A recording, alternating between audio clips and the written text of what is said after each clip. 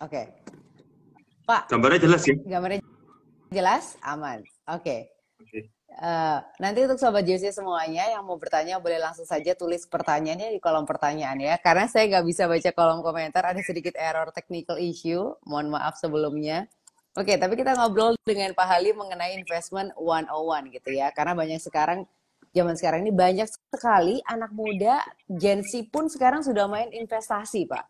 Gitu. Makanya dari Jasa Utama Capital juga punya program Go Ahead Gen Z, yaitu memfasilitasi para Gen Z itu untuk belajar tentang pasar modal dan juga investasi gitu. Makanya kita juga ingin membahas tentang hal-hal yang cukup sederhana, yang basic untuk para pemula di bidang investasi gitu ya.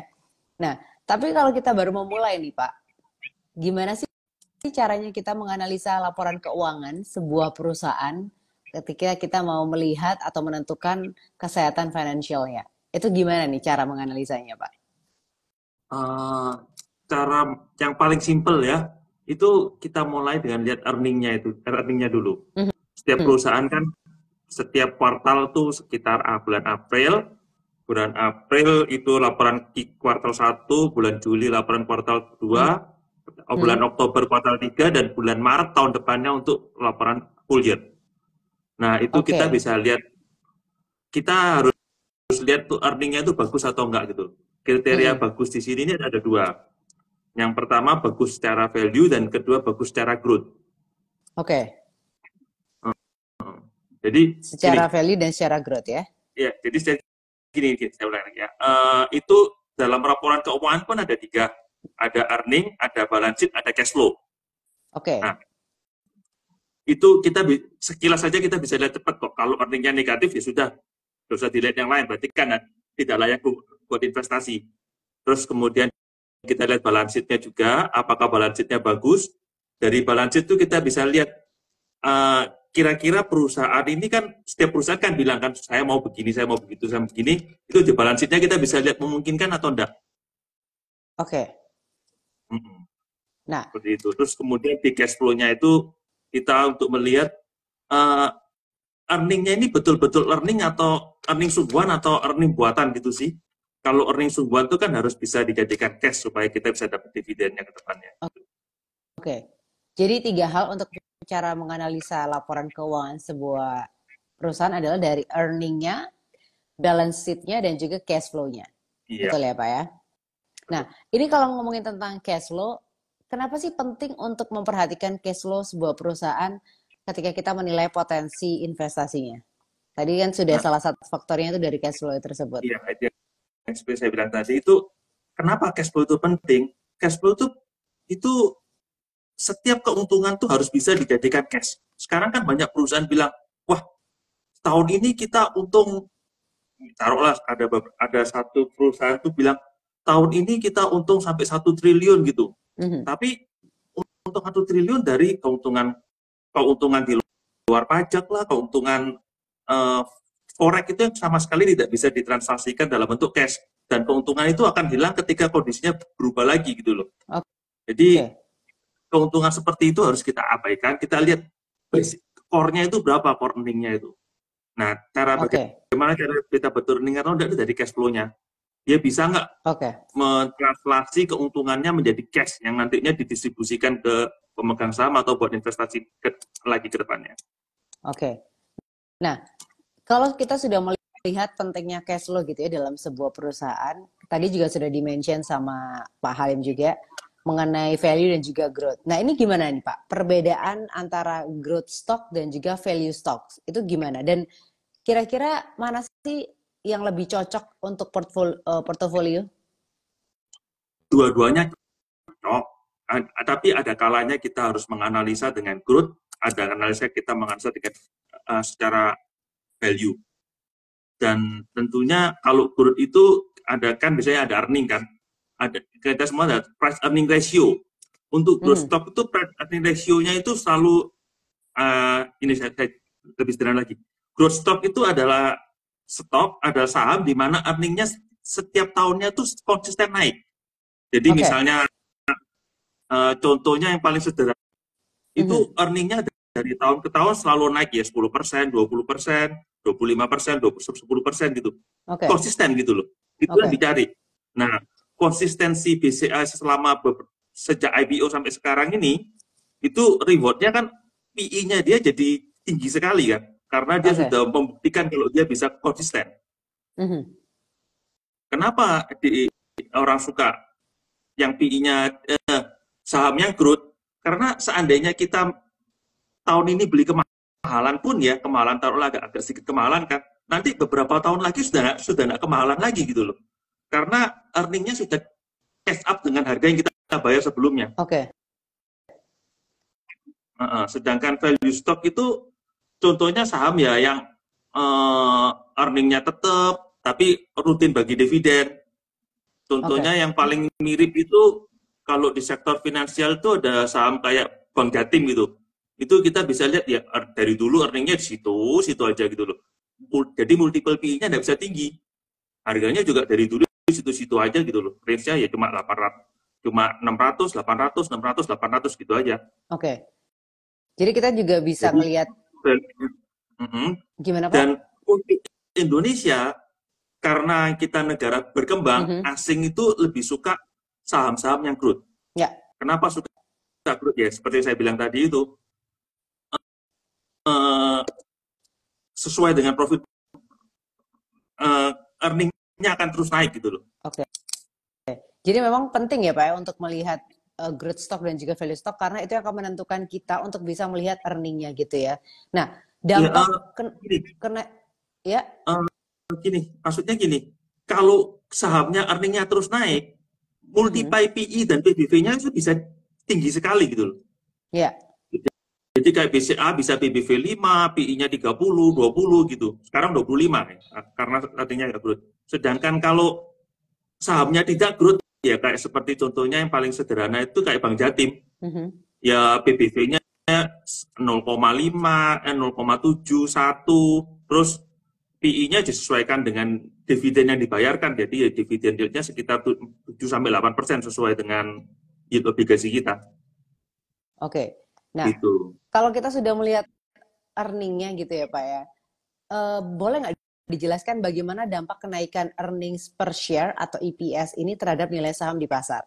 Karena dari tadi kan juga Pak Halim menjelaskan banyak hal tentang pentingnya untuk kita melihat earningnya itu ya, untuk kita bisa melihat potensi investasinya itu juga.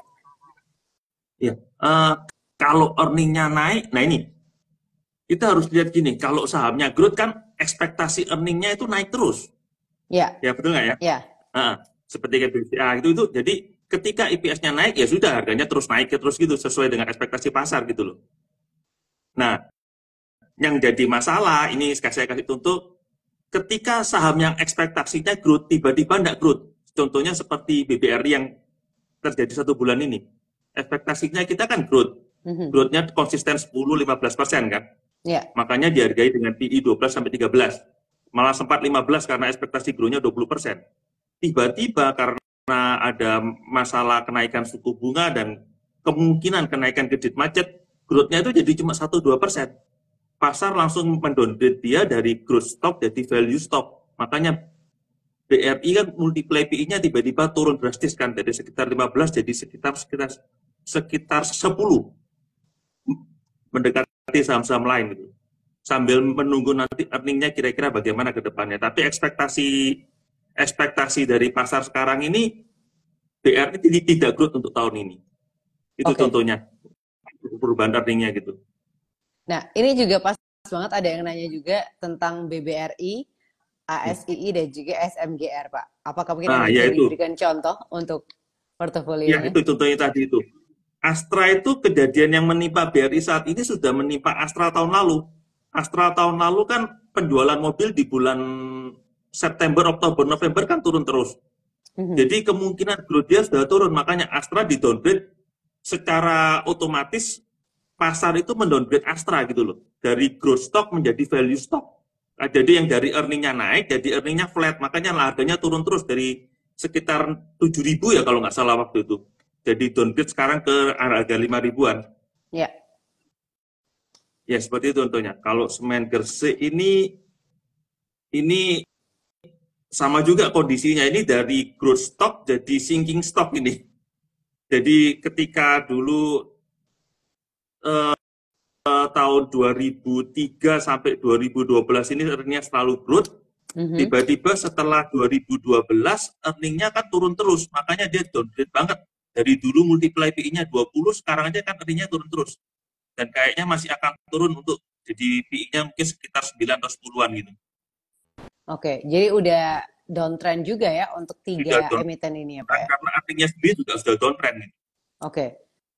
Nah, kalau kita ngomong tentang downtrend, pasti ada uptrendnya juga ya Pak ya. Nah, untuk uptrendnya ini, apa sih uptrend dalam konteks analisis teknikal itu? Dan gimana cara kita untuk mengidentifikasinya? Kalau saya pribadi sih, yang sering saya pakai indikator itu moving average, MACD, sama Bollinger Band. Tapi yang paling simple kita pakai itu biasanya moving average karena kelihatan langsung kan. Dan rata-rata semua pengertinya itu dasarnya itu dari moving average. Oke. Contohnya kan moving average yang sering dipakai itu moving average 5 itu melambangkan pergerakan harga selama 1 minggu, rata-rata 5 hari 1 minggu, terus moving average 20 itu untuk bulanan, dan moving average 60 untuk kuartalan, dan yang panjang itu 200 hari untuk tahunan. Biasanya orang itu menganggap pergerakan 5 hari itu pergerakan trader, sedangkan pergerakan yang panjang 200 hari itu pergerakan investor. Oke. Bacanya bagaimana? Ini, ketika uptrend terjadi itu ketika moving average pendek itu berada di atas moving average yang lebih panjang. Jadi moving average-nya 5, 20, 60, 200 itu berurutan dari atas ke bawah, itu kondisinya dikatakan uptrend. Oke. Itu dia untuk uptrendnya gitu ya, dalam konteks analisis teknikalnya gitu ya. How to identify. Oke. Nah, terus kalau untuk setelah kita melihat uptrendnya tuh Pak, kita mungkin pengen lihat juga tentang volume dalam tren tersebut gitu ya. Nah, emang apa sih Pak peran volume dalam memverifikasi tren pada analisis teknikalnya ini? Kalau dari analisa yang biasanya dilakukan itu, ketika uptrend, ketika harga naik itu volumenya naik. Ketika dia pullback, volumenya kecil. Jadi ketika dia turun, volumenya kecil. Ketika dia naik, volumenya besar. Oke, itu tentang volume-nya ya. Jadi semakin tinggi juga untuk uptrend-nya, maka volumenya juga akan naik gitu ya. Ketika harga naik, volumenya akan naik. Tapi ketika dia pullback, volumenya akan turun. Kalau nah, downtrend, sebaliknya. Kalau downtrend sebaliknya. Iya, ketika turun volumenya tinggi, ketika naik, ketika pullback volumenya turun. Oh, oke. Nah, jadi kalau misalnya kita mungkin gitu ya sudah terjebak dalam downtrend ini, kira-kira kapan Pak waktu yang tepat untuk melakukan cut loss? Dan bagaimana kita bisa menetapkan batas kerugian yang rasional gitu? Kadang-kadang kalau orang udah nyantuk tuh kayak, aduh ini lepas nggak ya, cut loss nggak ya gitu? Kayak masih, siapa tahu masih bisa ini gitu. Seharusnya yang kita lakukan itu ketika belum mulai transaksi, kita tentukan dulu. Sebelum kita ambil posisi, ini saya sanggup toleransi rugi seberapa sih? Jadi sebelum kita mulai transaksi, kita sudah planning dulu gitu loh.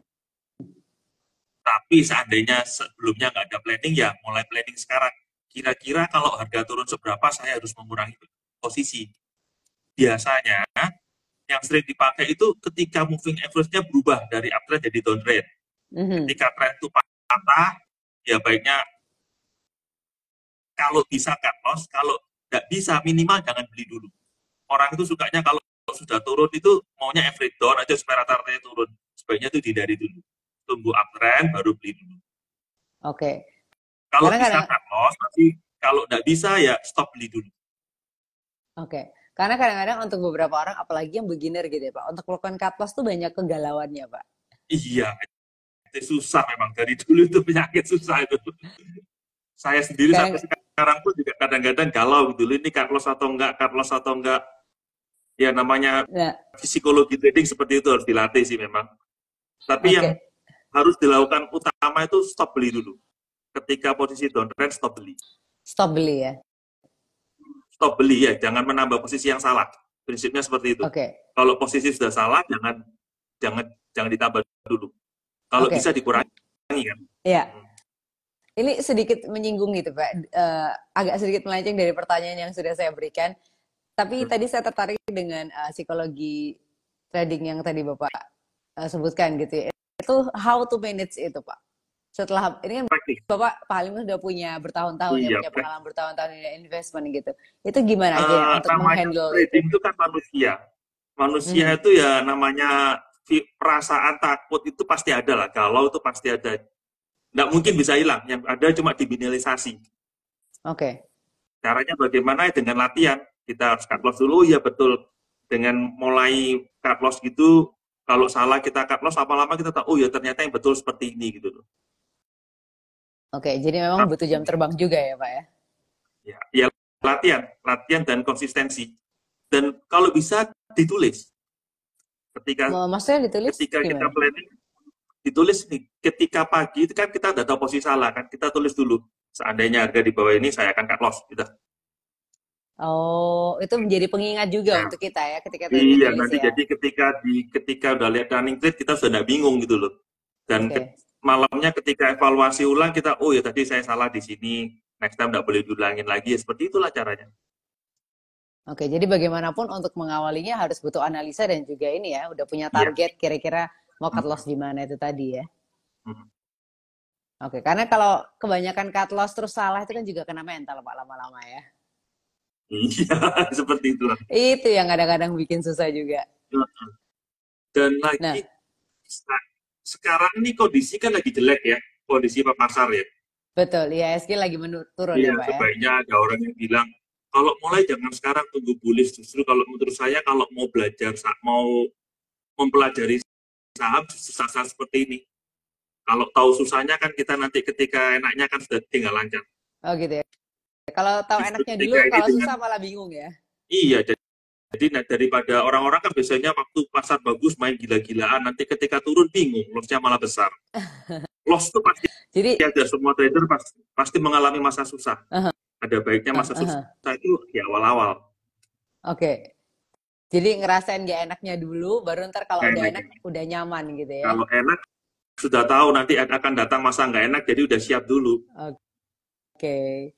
Jadi kalau mau coba, sekarang mungkin bisa belajar gitu ya, di kondisi IHSG mungkin kurang baik gitu. Yang baru mau mulai kenal saham itu ya saat-saat seperti ini nih yang enak. Dan banyak saham yang valuasinya juga downtrend sih, cuma valuasinya juga nggak semal waktu di atas-atas itu sih. Oke. Nah, Pak, ini juga banyak orang ketika baru memulai investasi itu terkena dengan yang namanya bear trap gitu ya.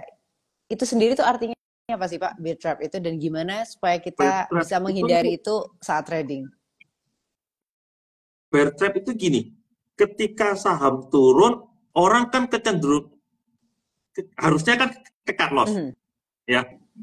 Harusnya ketika saham trennya turun tuh harusnya cut loss, tapi orang sukanya itu dibiarkan cut loss-nya tambah lama tambah besar. Alah nggak ada apa-apa perusahaannya ini, nanti juga balik lagi gitu. Dan loss-nya itu turun terus sampai suatu titik ketika di mana berita jelek yang sebenarnya itu keluar.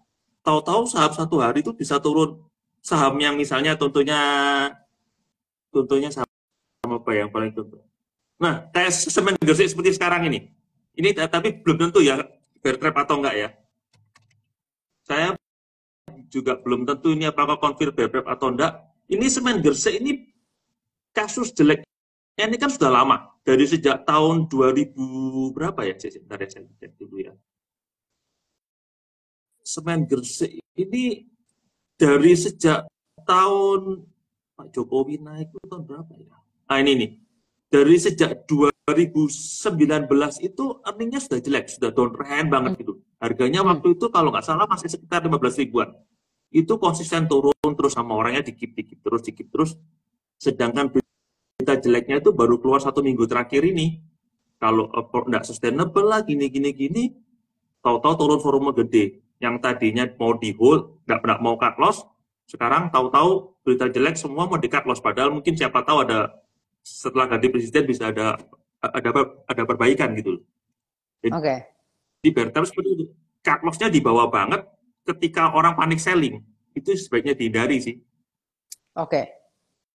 Tapi kadang-kadang kita juga nggak berasa tuh Pak kalau udah kena bear trap. Karena kan mungkin itu tadi punya pemikiran kayak, oh ya mungkin belum waktunya untuk cut loss juga, masih ada kemungkinan untuk Ya itu. naik gitu kan. Nah, bear trap itu ya itu ketika kita sadar tapi harga sudah di bawah banget gitu loh. Iya, Sadarnya kenapa ya? Karena bad news-nya keluar tiap hari. Kita kan nggak sadar kalau bad news-nya belum keluar biasanya. Oh, betul. nggak apa-apa, perusahaannya nggak apa-apa, masih sehat. Nah, Iya. biasanya bear trap jadi ketika harga sudah di bawah, bad news-nya keluar semua, sahamnya turun kenceng. Panik kita, jualan. Nah, tapi untuk menghindari itu bagaimana Pak? Untuk menghindari Cut loss lebih bear awal. trap itu. Ketika earning sudah jelek, ketika earning sudah jelek, jangan dipaksakan untuk hold saham itu, sebaiknya keluar dulu. Atau seandainya ketika bad news itu keluar dan kita masih punya, tunggu dulu, tunggu agak reboundan, apakah itu benar-benar bad news, apakah benar-benar akan jadi masalah ke depannya, kalau iya, ketika rebound kita baru cut loss. Soalnya Nah, cut loss ketika orang sedang panik itu biasanya ujung-ujungnya penyesalan kok cut loss di bottom gitu. oke. Nah, tapi kalau misalnya kita mau nahan hold the cut loss gitu ya Pak, siapa tahu ada perubahan gitu ya. Apakah akan ada potensi kalau ternyata kita nggak cut loss ternyata nyantol mulu gitu, nyantol terus gitu? Biasanya ada kemungkinan tuh terus turun terus gitu kan. Heeh. Tapi biasanya sih kalau sudah keluar bad news semua, orang udah panik selling, biasanya akan ada rebound.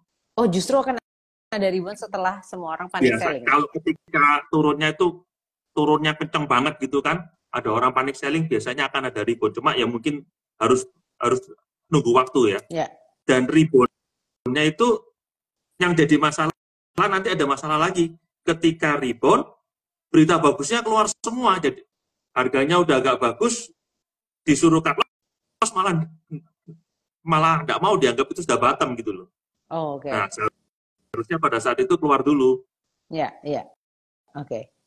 Untuk sobat Ya, JC, ya latihan sih gitu sih, latihan ditipu, latihan kalau sering oh ditipu lah. latihan ditipu dulu ya.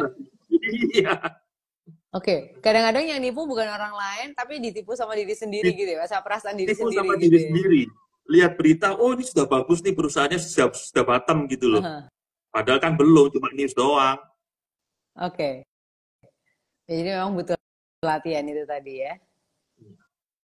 Oke. Sama butuh teman lah, sering-sering ketemu orang ngomong-ngomong gitu, cerita-cerita masalahnya teman gitu bisa speed up learning proses sih. Yang penting harus Oke. mengakui dulu ini masalahnya di mana gitu.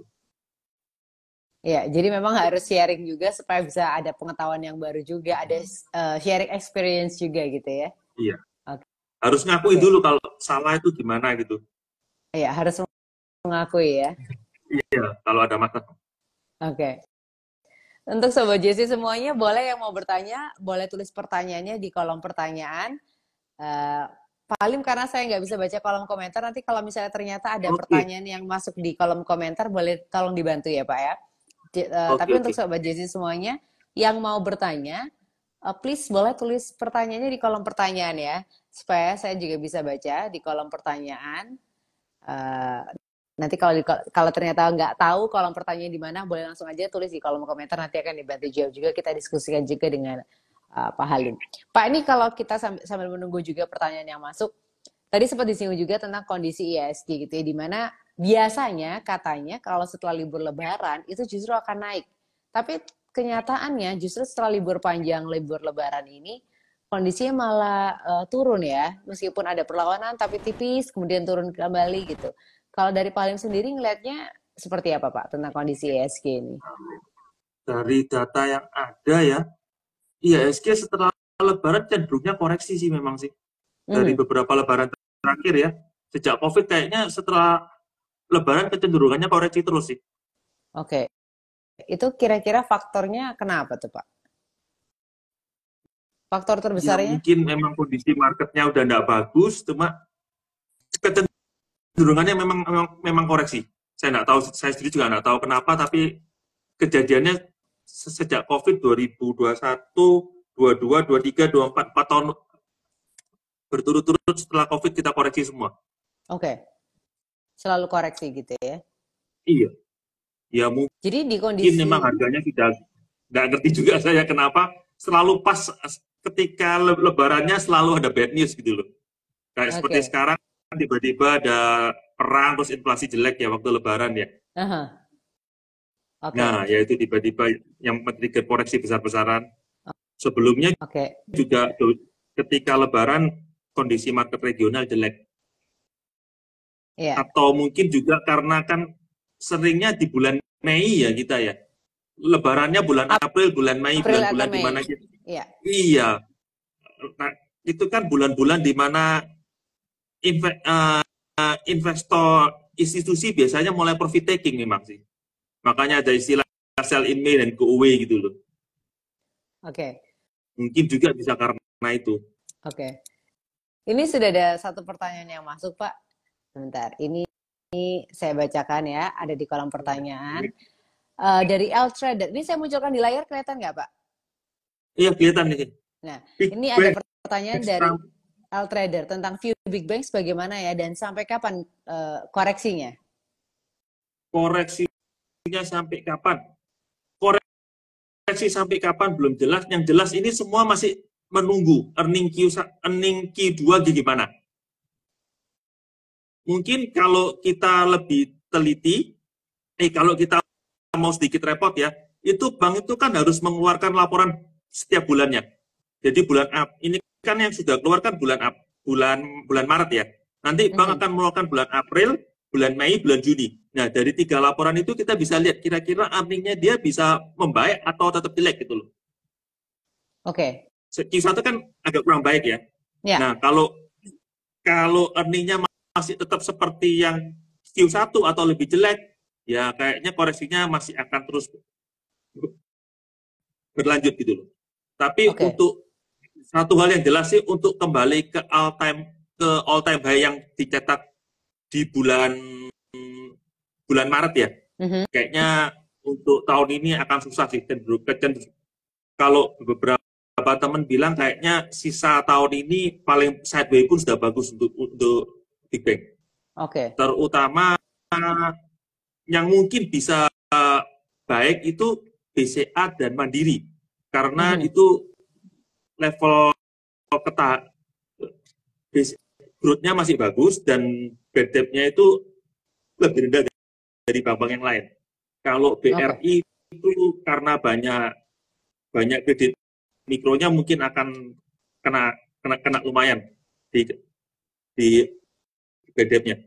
Jadi koreksinya masih belum tahu sampai kapan. Tapi ya yang namanya koreksi nggak akan terus-terusan turun. Nah, nanti akan ada beberapa pullback ke atas, tapi untuk new high berat. Oke. Itu dia ya. Untuk Big Bang ya. Jadi kondisinya, koreksinya sampai kapan hanya Tuhan yang tahu mungkin ya, Pak ya. Hanya laporan keuangan yang tahu. Hanya laporan keuangan yang tapi nggak akan lama lah. Ini kan cuma paling lama ya tahun depan lah selesai lah. Awal-awal tahun depan harusnya sudah selesai lah. Ini kan cuma koreksi biasa. Ya koreksi biasa lah. Ya. Karena ada kredit macet itu kan, suku bunga naik, daya beli turun, gitu aja sih. Nanti juga naik lagi kok. Tapi ya nggak sekarang sih koreksinya, tergantung sampai kapan koreksinya gitu aja. Kalau mau pasar trading ya BCA Mandiri ya, yang lain kayaknya masih belum tuh. BRI turunnya sudah banyak, tapi ya masih dalam under pressure, asingnya jualan terus. Kalau saya sih avoid Big Bang ya kalau sisa tahun ini ya, dari yang lain dulu aja yang uptrend. Oke. Terima kasih untuk L Trader 79 yang sudah bergabung dan bertanya. Untuk Sobat JC semuanya yang mau bertanya lagi, kita masih punya waktu, boleh langsung saja tulis pertanyaannya di kolom pertanyaan ya. Oke, Pak sedikit menyinggung tadi, melanjuti pertanyaan dari L Trader juga.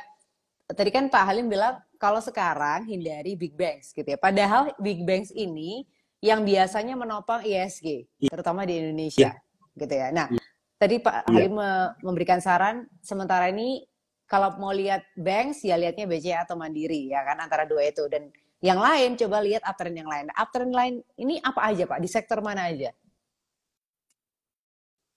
Sektor mana? Saya baru sekarang saya masih banyak di batubara aja sih. Di batubara ya? Di sektor batubara. Hanya ya, di batubara. batu bara sama beberapa metal, tapi yang agak serius di batu bara. Oke, sektor batubara. Kalau properti gimana, Pak? Iya, sama. Properti properti secara valuasi masih sudah di bawah semua.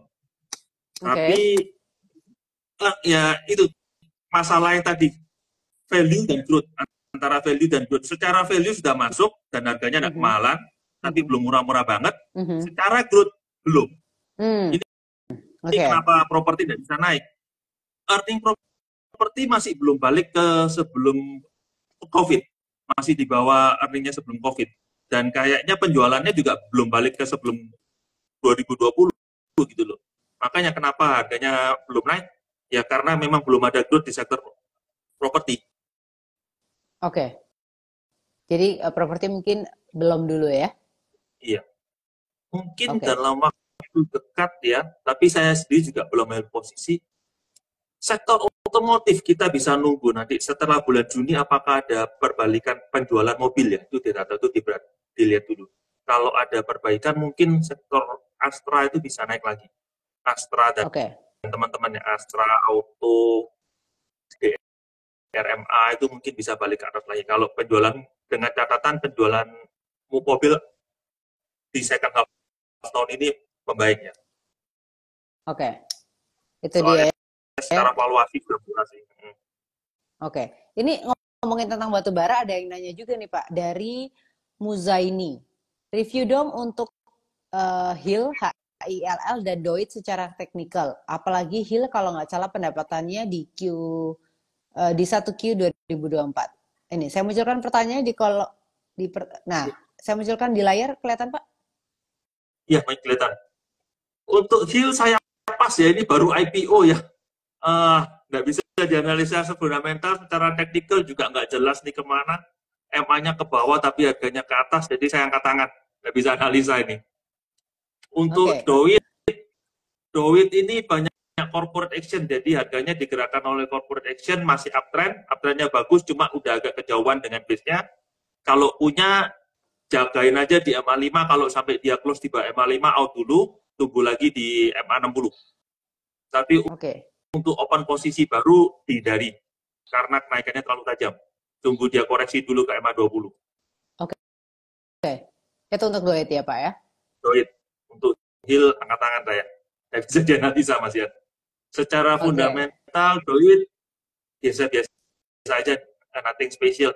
Tapi dengar-dengar mau ada corporate action, jadi ya bisa diperhatikan ini. Oke. Itu pertanyaan dari Muza ini. Terima kasih atas Ya, saya pertanyaannya. coba dulu hilnya ya, saya coba lihat ya, mungkin bisa dia, saya coba dulu catatan saya ya. Oke, masih Hilnya diusahakan berapa? ngelihat untuk healnya. Oke. Uh, sektornya apa ya? Saham ini sektornya oil, gas, core equipment, aktivitas holding. Oh, ini sektornya sama dengan Doit. Satu sektor sama Doit ini kalau dari penjelasannya. Sedangkan Doit sendiri, iya, ini satu sektor sama Doit. Kalau saya disuruh pilih, saya pilih Doit ya. Tapi ya tunggu. Kalau Hill susah dianalisa. Dan Oke. valuasinya jauh lebih murah. Valuasinya cukup mahal untuk saham sektor itu. Mungkin kalau yang lebih menarik lagi itu Elsa. Saya kemarin ada teman cerita itu bagus juga, itu perusahaan itu earningnya naik terus, growth-nya bagus, chartnya juga bagus, upgrade terus pelan-pelan, tungguin aja kalau dia ada pullback boleh masuk itu Elsa. Satu sektor Elsa juga ya. Elsa ya. Oke. Oke. Itu dia. Elsa, Elnusa ya Elnusa. Mhm. Itu bagus tuh. Pendapatannya bagus, technicalnya juga bagus, kalau ada pullback menarik gitu. Oke. Itu dia untuk Hill dan juga Doit pertanyaan dari Muza ini. Terima kasih sudah bergabung dan bertanya. Untuk Sobat JC semuanya yang mau bertanya, boleh langsung aja tulis pertanyaannya di kolom pertanyaan ya.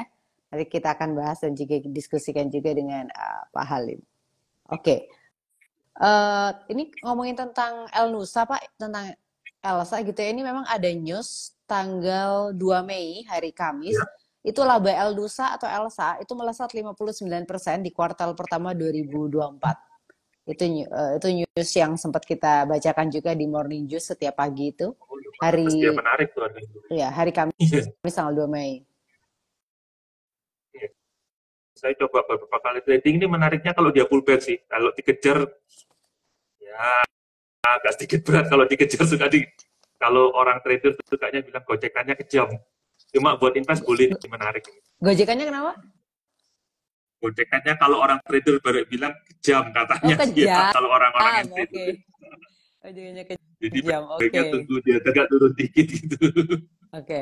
Tapi buat invest menarik sih ini karena earningnya bagus, secara tren juga bagus. Oke. Tapi ya mungkin naiknya kalau banyak orang bilang lemot gitu ya. Tapi menarik sih secara chart bagus. Untuk Secara Elsa ya, Pak ya. chart dan fundamental bagus ya. Oke. Ini ada pertanyaan dari L Trader nanya lagi mengenai Medco dan juga AMMN. Medco,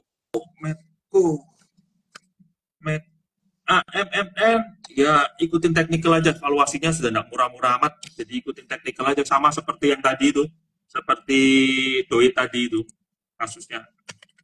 AMMN, Aman Mineral Internasional. Iya, ini saham naik terus dan secara valuasi sudah tidak murah aman. Medco juga lebih ke arah teknikal ya, earningnya juga nggak stabil, jadi baiknya kita lihat teknikalnya aja. Medco dekat EMA 200, kalau mau masuk boleh, stop loss-nya di bawah EMA 200, EMA 200-nya di 1245. Oke, itu untuk Medco ya, Pak ya? Medco sedang di area support, tapi kalau dia jebol 1260, trennya yang sekarang ini kan uptrendnya berhenti, uptrend jangka pendeknya berhenti, dia sedang pullback konsolidasi di 1260 sampai 1300. Kalau dia bisa bertahan, dia bisa melanjutin uptrendnya lagi. Tapi kalau dia lewat 1260, uptrendnya selesai. Oke. Aman ya, sama masih sedang pullback, tunggu turunnya selesai dulu. Cuma rumornya katanya targetnya cuma 10.000 sih, udah kena, tapi tidak tahu lah. Kalau teknikal tunggu dia selesai turun dulu baru dilihat lagi. Masih kayak. Oke, ini dia untuk tentang Medco dan juga AMMN gitu ya. Selanjutnya ada pertanyaan mengenai UNTR, bagus nggak dari Budi Cloud? Saya munculkan pertanyaannya di layar juga. UNTR sedang downtrend, sektornya bagus tapi dianya sedang downtrend, penjualan alat beratnya turun, tapi penjualan coalnya naik, 50-50 lah, sideways lah ini. Kalau turun banyak boleh masuk, tapi ke value stock bukan growth stock lagi, saudara. Oke, itu untuk UNTR ya, Pak ya? Iya, UNTR itu kan ada dua sumber pendapatan dia. Pendapatan dia di sektor penjualan alat berat itu turunnya lumayan, turun sekitar 30%-an. Sedangkan untuk volume penjualan coalnya itu naik, tapi tidak bisa nutup penurunan penjualan alat beratnya. Jadi ya plus minus lah. Minusnya di penjualan alat berat, plusnya di coalnya. Sedangkan secara TA dia ada di bawah EMA 200 ya. Mungkin butuh waktu untuk naik lagi, dia butuh waktu, harus konsolidasi dulu. MACD-nya juga nggak bagus. Tunggu sih, ini sih wait and see sih, tunggu. Oke, untuk UNTR sektornya bagus gitu ya, tapi dia sendiri lagi downtrend, jadi wait and see ya. Sektornya 50-50. Oh, 50-50. 50-50 lah, biasa aja. Oke. Iya. Karena kan dia ada coal sama alat beratnya jelek, coalnya bagus. Jadi 50-50 lah. Oke. Oke, terima kasih. Wait and see. Wait and see ya untuk UNTR. Terima kasih untuk Budi Cloud yang sudah bergabung dan bertanya. Ada pertanyaan lagi. Sebentar. Ini dari Muzaini lagi. Pertanyaannya, pilih PTRO, HIL, DOIT, atau Cuan? Doit? Katanya Langsung CA udah gampang itu. ada. Kenapa? Gimana Pak? Pertanyaannya gimana jawabannya Pak? Pilihannya PTRO, Doit atau Cuan? Hil atau Hil ya? Hil coret. PTRO coret, earningnya jelek. Cuan juga earningnya jelek. Yang secara fundamental bagus ya Doit dulu sementara. Tunggu pullback. Oke, Doit ya. Tunggu pullback. Tapi ini ya, itu kalau secara fundamental dan teknikal kan. Tapi kalau secara perbandaran mungkin ya, grupnya Prayogo ini kan sekarang lagi hot-hotnya ya, sampai ada istilah indeks Prayogo ya. Nah, sedangkan Petro dan Cuan ini kan masuk dari kelompok ya yang tanda kutip menjaga indeks. Mungkin bisa dicermatin di teknikalnya ya. Secara teknikal ya, tapi bukan buat untuk invest ya. Secara trading mungkin bisa dicermati. Oke. Jadi dari 4 pilihan ini yang dipilih adalah Doit ya? Doit, ya. Tapi tunggu pullback. TPI berat. Ini juga terlalu jauh dari supportnya, agak serem sih. Kalau 6.100 mungkin menarik ya. Oke. Ini ada komentar juga, soalnya call action untuk Hill pengendalinya buyback terus nih katanya. Jangan deh, serem kalau lihat Hill itu, soalnya dari dulu, kalau saya pribadi saya hindari ya, terlalu untuk saham baru IPO terlalu banyak apa ya, terlalu banyak news, terlalu banyak pergerakan yang seharusnya tidak perlu gitu loh. Oke, banyak corporate action tuh perusahaan. Iya. Jadi terlalu banyak noise. Padahal kan orang harus, untuk saham baru IPO kan kita harus lihat beberapa tahun dulu. Earningnya itu bisa growth stabil atau enggak, terus good governance, GCG-nya bagus atau enggak gitu. Oke. Jadi memang corporate action-nya banyak drama gitu ya. Iya ya, kalau istilahnya banyak drama, dan kita untuk saham baru IPO itu agak susah dianalisa karena historinya kan nggak ada. Jadi ya seperti itu. Jadi orang-orang pun masuknya kebanyakan short term. Jarang ada orang mau invest jangka panjang. Oke. Jadi dihindari dulu ya untuk Hill ya. Dihindari buat invest. Kalau mau trading ya bolehlah trading cepat ya, tektok gitu. Ya. Bisa dicoba. Oke. Terima kasih untuk Muzaini atas pertanyaannya. Oke. Semua pertanyaan sudah dijawab. Kita masih punya waktu sekitar 7 menit. Mungkin satu pertanyaan lagi yang mau bertanya boleh langsung saja tulis pertanyaannya di kolom pertanyaan ya. Pak, jadi kalau misalnya tadi sudah disuggest, selain perbankan tadi ada BCA dan Mandiri, kemudian juga ada Doit gitu ya. Boleh kasih satu lagi nggak Pak? Dari sektor mana gitu yang berbeda? Selain batu bara maksud saya. Gini, posisi kita sedang sektor bank kan agak susah ya, karena suku bunga naik ya. Suku bunga naik, rupiah melemah. Jadi harus cari sektor di mana diuntungkan oleh pelemahan rupiah, tapi juga andai suku bunga turun juga diuntungkan. Oke. Dan seperti itu komoditas yang menarik sih. Komoditas ya. Komoditas mungkin Inco yang beberapa hari ini cukup menarik ya. Beberapa bulan ini cukup menarik sih. Setelah dia turun sampai bulan Februari itu ya, turun panjang dari bulan Agustus Februari itu dia sudah tidak membuat new low. Uptrendnya sudah dimulai. Jadi kalau mungkin Inco boleh diperhatikan itu. Oke, Inco masuk ke stok pick kita pagi hari ini, Pak. Iya. Oke. Tunggu turun lah, kalau mau invest tunggu turun lah ya. MA20 itu bagus, MA20 di berapa ini? Oke. Di 4.240, 4.200-an lah menarik itu Inco itu. Oke. Stop loss-nya di bawah 4.100. Udah, itu aja. Ini kayaknya ada yang baru bergabung. Sorry, gimana Pak? Metal miner ya, Inco kan termasuk ke golongan metal ya. Ya, dan metal, itu kalau seandainya rupiah melemah, diuntungkan, suku bunga turun juga diuntungkan. Oke. Ini ada yang nanya, mungkin baru bergabung juga. Tadi kita sudah membahas tentang Elsa, tapi ditanyakan lagi oleh Francisca ya. Ini Elsa masih oke kah? Tadi sudah kita bahas tadi Elsa, iya. sudah dibahas sama Pak Halim juga. Mungkin bisa dikasih summary-nya sedikit, Pak. Ini Elsa secara tren masih uptrend, walaupun kalau orang sering nggak sabaran karena naiknya lama banget. Secara fundamental artinya setelah 4 tahun berturut-turut naik terus bagus, tidak ada kendala, jadi ya saham uptrend biasa, oke masih ya, tidak ada kendala saham itu. Oke, Elsa masih oke ya. Perhatikan aja nanti earning Q2 bagaimana, kalau masih stabil naik ya saya rasa harganya tidak akan kemana-mana, tetap naik terus. Bukan tidak kemana-mana, akan melanjutkan trennya naik pelan-pelan.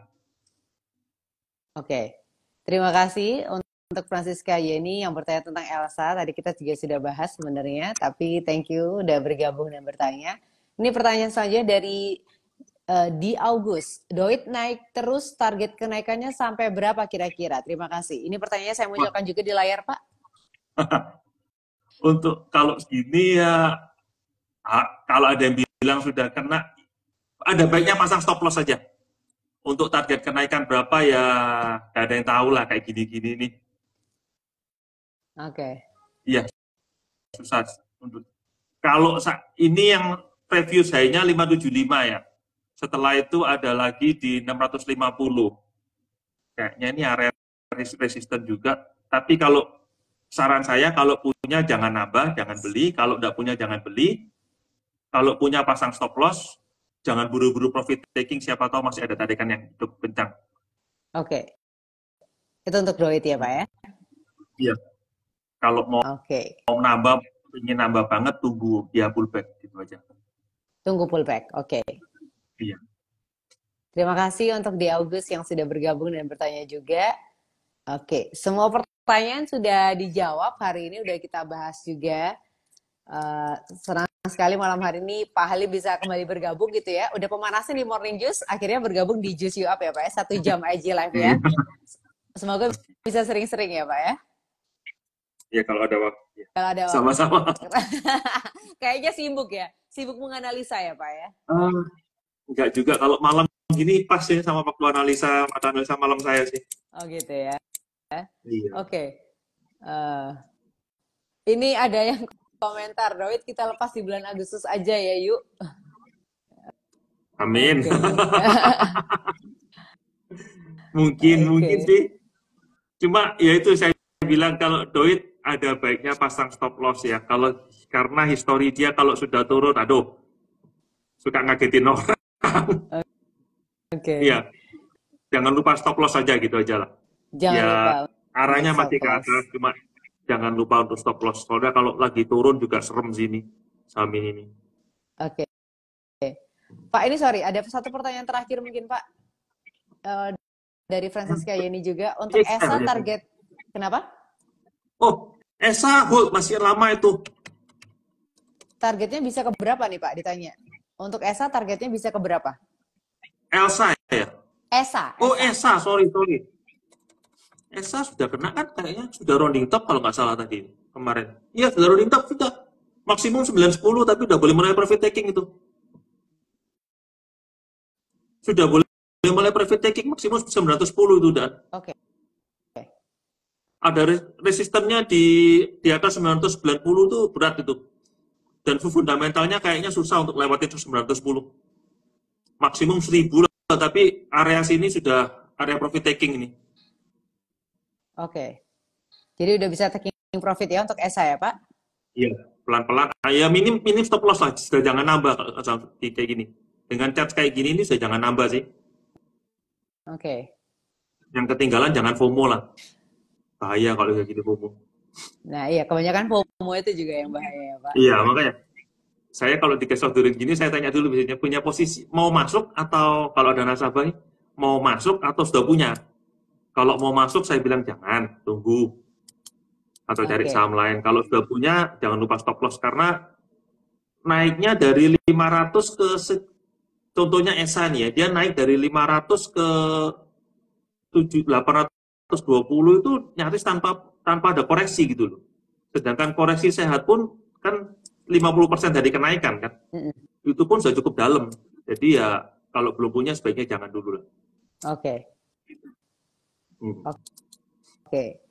Terima kasih sekali lagi Pak untuk diskusinya malam hari ini, juga memberikan insight dan juga informasi mengenai investing 1.1. Nanti kita ngobrol lagi next time ya Pak Halim ya.